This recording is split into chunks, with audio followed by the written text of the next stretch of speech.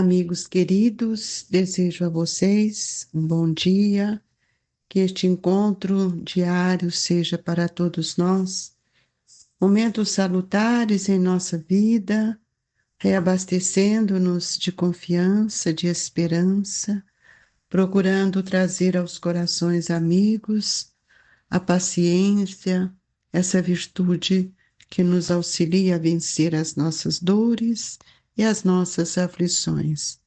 Nós hoje vamos ler do item 3, Justiça das Aflições. Somente na vida futura podem efetivar-se as compensações que Jesus promete aos aflitos da terra. Sem a certeza do futuro, essas máximas seriam um contrassenso, mais ainda, seriam um engodo. Mesmo com essa certeza, dificilmente se compreende a conveniência de sofrer para ser feliz. Dizem para se ter maior mérito, mas então pergunta-se, por que sofrem uns mais do que os outros?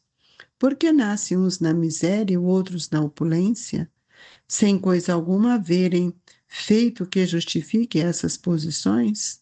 Porque uns nada conseguem ao passo que os outros tudo parece sorrir? Todavia, que ainda menos se compreende é que os bens e os males sejam tão desigualmente repartidos entre o vício e a virtude, e que os homens virtuosos sofram ao lado dos maus que prosperam. A fé no futuro pode consolar e infundir paciência, mas não explica essas anomalias que parecem desmentir a justiça de Deus. Entretanto, desde que admita a existência de Deus, ninguém pode conceber sem o infinito das perfeições.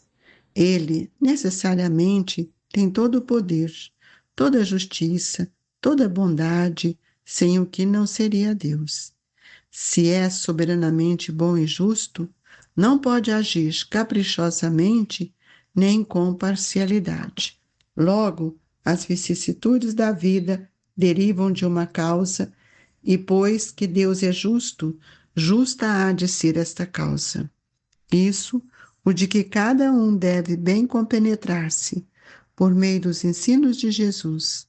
Deus pôs os homens na direção dessa causa, e hoje, julgando suficientemente maduros para compreendê-la, lhes revela completamente aludida a causa por meio do Espiritismo, isto é, pela palavra dos Espíritos. Amigos queridos, que a bondade excelsa de Jesus nos envolva, trazendo para nós a lucidez das dores, das dificuldades, das aflições que cada um passa. Nesta hora, mentalizando todo o planeta, nós pedimos, Jesus amado, compadeça de todos nós, que a sua luz remova as nossas dificuldades mentais, que sejamos artífice de novas construções morais. Dai-nos força e coragem para vencer a nós mesmos e que a paz e a alegria seja o estímulo para a nossa vida.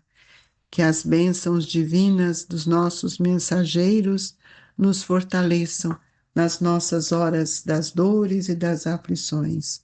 Que o Senhor, junto a esta espiritualidade maior, possa olhar por todos os nossos irmãos em humanidade, por todo o planeta Terra, que passa pelas dores e pelas expiações. Que o Senhor esteja conosco, hoje, agora e por todo sempre. Que assim seja, Senhor. Amigos, falando da justiça das aflições, no Boa Nova, Humberto de Campos mostra quando, num diálogo amigo entre Jesus e Bartolomeu, ele mostra a questão das aflições que Bartolomeu estava passando, e aí ele mostra também que Deus não nos pune, que Deus nos concede uma nova oportunidade para que a gente recomece. A reencarnação é um convite a este recomeço e que a gente possa compreender que se nós vivermos as nossas dores, as nossas aflições, hoje, achando que tudo vai terminar aqui e que por isso nós às vezes até pomos fim na nossa vida para terminar as aflições, nós estamos enganados. O capítulo Bem-aventurados, aflitos, como todas as bem-aventuranças, é um convite que todos nós recebemos da espiritualidade para compreender a certeza do futuro. Quando tudo aquilo que nós estamos passando, nós seremos esclarecidos, amparados, acalentados, mas esclarecidos também quanto aos nossos desregramentos e aos nossos grandes equívocos que durante a caminhada cada um de nós temos realizado, especialmente quando nós nos encontramos distantes da lei de Deus. Dificilmente nós podemos compreender que o sofrer é uma porta para que nós alcancemos a felicidade. E é por isso que quando nós lemos Justiça das Aflições, é para aqueles que sofrem, achando que ele sofre mais do que o outro. Não, ele não sofre mais do que o outro. A justiça divina, a balança divina não tem privilégios e nem preferência. Porque aí quando nós falamos, mas por que que uns nascem na miséria e outros na opulência? Porque nós tivemos atitudes desrespeitosas, com desregramentos, violências em relação às leis. E as leis, elas estão em nós. É porque nós ainda não alcançamos o nível de maturidade ou de compreensão ou não queremos ouvir o ditame da lei que está na nossa própria consciência. Então, por que que uns parecem sorrir e outros choram? É preciso saber do esforço que cada um de nós temos realizado, porque uns nada conseguem ao passo que outros tudo parece sorrir, porque todos nós que estamos reencarnados precisamos aprender a vivenciar a educação do contrastes, uns dividindo e outros recebendo, porque muitas vezes nós estamos vivendo, e hoje aqui na Terra perfeitamente a gente percebe isso, entre o vício e a virtude. O homem virtuoso é aquele que ele tem paciência, que ele infunde em nós a paciência, a benevolência, a indulgência, nos explica as nossas anomalias diante da justiça de Deus. Então, é preciso que a gente converta o nosso problema ou a nossa mágoa em motivo de superação das próprias fraquezas, que a cada dia, cada maneira, nós estamos sendo convidados a aproveitar todos os obstáculos para atingir os altos objetivos que nos levou a reencarnar. E Pedro, quando ele narra na sua primeira epístola, ele diz assim: mas alegrai-vos no fato de serdes participantes das aflições do Cristo. Se nós não compreendemos qual seria a necessidade, ou qual foi a necessidade do Cristo passar o que ele passou, a não ser para testemunhar para todos nós o valor da resignação, o valor da paciência. Então, é inegável que todos nós que somos aprendizados, somos aprendizes da terra, nós precisamos aprender também a atravessar esses dias de inverno ríspido, em que muitas vezes nós precisamos recorrer às provisões íntimas de tudo aquilo que já colhi, de tudo aquilo que já plantei, de tudo aquilo que semeei, para buscar em mim mesmo a colheita dos dias de equilíbrio e de abundância. Mas se você nunca teve esse tempo, amigo, você vai viver em aflições. E é preciso contemplar o mundo com outros olhos, porque nós temos visto tantas desilusões de amigos, irmãos nossos queridos, muito amados, como o templo em ruínas, sob os embates da tormenta cruel, não aceitam, não, eles não vivem esses momentos com alegria, buscando em Jesus a esperança. E a esperança para eles ficam distante. São sonhos que parecem que não realizam. Sentem-se pisados e sentem a ingratidão dentro do coração. É preciso que a gente nos agasalhemos uns aos outros e para que tiremos a indiferença, porque todos nós precisamos nos integrarmos nos quadros fugitivos do plano material. Quantos de nós vive para as questões do mundo, gerando aflições que ele muitas vezes não compreende? E quando surgir o dia, né, que nós todos alcançaremos um novo horizonte, nós vamos estar sendo motivados, compelidos a buscar uma certa mansuetude, saindo desta inquietação, da amargura, porque muitas vezes choramos porque nós não aceitamos a justiça de Deus. E questionamos por que que uns vivem tanto, outros vivem tão pouco. E esse desespero, nada vai nos auxiliar. Nós sabemos que o que mais precisamos trabalhar nesta reencarnação, para alcançarmos a evolução ou aprimoramento de nossa própria existência, é buscar compreender a força da paciência. A paciência, ela funciona como uma escola íntima que vai nos auxiliando a atravessar os momentos difíceis, momentos muitas vezes de desespero, porque nós ainda vivemos na faixa dos sofrimentos que nós impomos para nós mesmos. E é por isso que uns sofrem mais do que o outro, porque carregam dentro de si a amargura. Então é necessário que a gente não esqueça que todos nós precisamos buscar a companhia de Jesus. E nós precisamos também lembrar que o Mestre, ele que nos ensinou a amar os nossos inimigos, ele que está numa esfera diferente da nossa, ele sempre está nos auxiliando com a presença de benfeitores. Nós não podemos achar que Jesus é ingrato conosco, de forma alguma.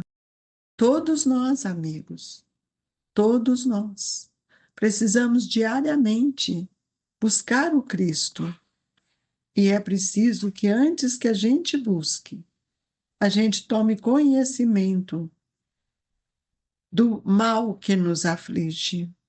Muitas vezes, esse mal é gerado pelo nosso egoísmo, pelas nossas vaidades. Jesus conhece o nosso sofrimento e é por isso que ele nos enviou o seu Evangelho para que nós pudéssemos aprender, levantar os nossos olhos, compreender o valor dos nossos relacionamentos e buscar dentro de nós esse campo magnético que nos leva, que nos atrai até Jesus. Nós não podemos, de forma alguma, antes de conhecermos o mal que nos aflige, reclamar, porque Jesus conhecia e conhece todos os nossos erros. Por que que ele conhece? Porque eles têm a espiritualidade superior, ele tem um olhar para o nosso questão moral, para o perispírito. É pelo perispírito que nós mostramos verdadeiramente quem somos. Porque todos os nossos pensamentos, todos os nossos sentimentos deixam traços muito fortes, referências no nosso perispírito. Portanto, amigos, não esqueçamos de que nas aflições é imprescindível tomarmos sempre o pensamento de gratidão, de oração, a companhia daqueles irmãos que nos trazem serenidade e que nos trazem bom ânimo. Este apelo para todos nós é de extrema importância e com Jesus nós conseguiremos sair desse processo de dilaceração que vivemos, para que nós possamos entender a grandeza do amor infinito que Deus, nosso Pai, tem nos concedido. Se a gente for analisar o que é uma aflição, Emmanuel nos deixa uma mensagem que eu vou só tirar alguns itens para a gente observar se enquadra com você, irmão. Examina a própria aflição, para que não se converta a tua inquietude em arrasadora tempestade emotiva. Todas as aflições se caracterizam por tipos e nomes especiais. A aflição do egoísmo chama egolatria. A aflição do vício chama delinquência. A aflição da agressividade chama-se cólera. A aflição do crime chama remorso. A aflição do fanatismo chama intolerância. A aflição da fuga chama covardia. A aflição da inveja chama despeito. A aflição da indisciplina chama desordem. A aflição da brutalidade chama violência. A aflição da preguiça chama rebeldia. A aflição da vaidade chama-se loucura. A aflição do ciúme chama desespero. A aflição da sovinice chama miséria. A aflição da injustiça chama crueldade. Cada criatura tem a aflição que lhe é própria. No entanto, amigos, a aflição do reino doméstico e da esfera profissional, do raciocínio e dos sentimentos merece atenção. Porque quando nós estamos todos unidos no coração, vibrando em favor do bem, nós somos capazes de suportar, de vencer as aflições menores de nossa estrada, para que nós não venhamos a contrair aflições maiores. E é por isso que todos nós temos construções, talentos de amor, talentos que já foram construídos para que nós possamos compreender a divina promessa de Jesus, quando ele nos diz: bem-aventurados aflitos. Sejamos então mais compassivos, mais amorosos e mais atenciosos em relação a tudo isso que Deus, nosso Pai, tem nos mostrado. E hoje nós estamos vendo que o Espiritismo abre os nossos olhos em relação à imortalidade e à palavra dos Espíritos que vem para nos auxiliar. Nós, nesta manhã, cheios de alegria, procuramos compreender as nossas dores e as nossas aflições, mas pedindo a Deus que também compreendamos os nossos desacertos, nossas invigilâncias, nossos desregramentos, nosso pensamento do ter, do poder, do autoritarismo, que muitas vezes tem gerado tantas aflições.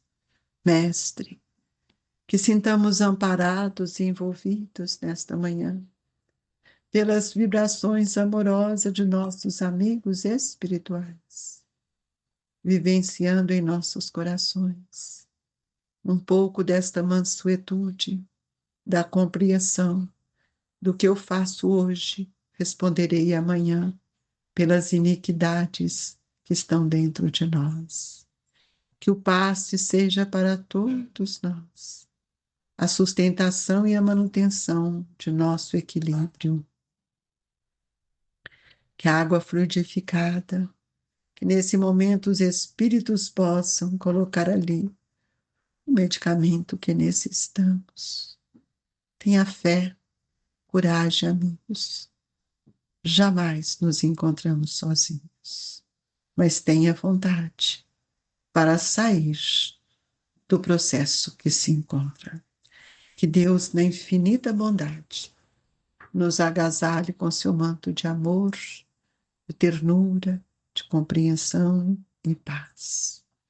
Amigos, queridos irmãos, receba em seus corações o ósculo de amor, de gratidão, dos trabalhadores do Grupo Espírita Esperança e Caridade, que vibram também em favor da paz, da harmonia e da conquista das bem-aventuranças. Fiquem com Deus e que Jesus nos abençoe.